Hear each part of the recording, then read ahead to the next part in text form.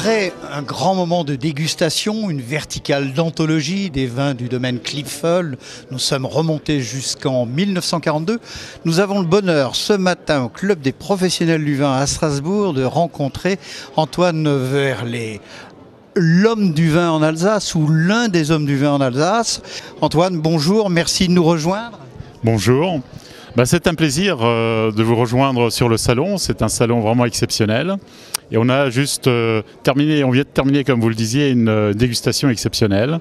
Alors, des 42, des 43, des 47, mais pas que, avec des choses qui sont quand même très importantes et qui, d'une certaine manière, vous le disiez tout à l'heure, sont une page d'histoire. Alors c'est vrai que c'est une page d'histoire, c'est-à-dire que lorsqu'on verse du vin dans un verre, au fond du verre, on a du vin, mais il y a un espace qui semble libre, qui semble vide, mais en réalité la nature n'aime pas le vide. Et dans cet espace qui reste, semblerait vide dans le verre, il y a une histoire, un paysage, un viticulteur, des arômes également, puisqu'il y a des molécules aromatiques dans cet espace-là, et qui font partie intégrante du vin. Quand on propose un vin à un client dans un restaurant, on lui propose bien sûr une étiquette, mais on lui propose certainement autre chose encore à découvrir au moment où il va déguster ce vin.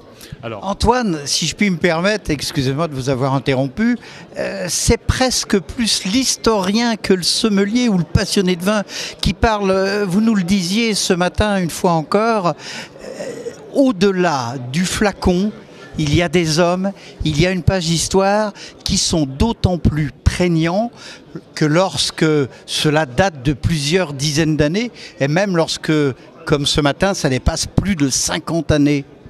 Oui, alors le vin est vecteur d'histoire et je suis persuadé que, bien entendu, par cette histoire, on transmet bien entendu un savoir, une culture. Cette culture du vin en France, elle est imprégnée dans l'histoire depuis fort longtemps. Et elle accompagne les gens, elle accompagne les hommes et elles en tracent, entre autres, lorsqu'on regarde l'histoire de la viticulture, on voit bien que le vin a toujours accompagné les grands mouvements de civilisation. Et dans un terroir comme l'Alsace, bien entendu, il y a fort longtemps, on a déjà cultivé de la vigne, du temps des Romains. Et cette transmission de cette culture s'est transmise aujourd'hui jusqu'à nous. Et ces vins que l'on a goûtés tout à l'heure, ce sont des vecteurs de cette histoire, qui nous racontent aussi une partie de l'histoire du vignoble alsacien, puisqu'on a goûté des vins qui ont été faits pendant la Seconde Guerre mondiale.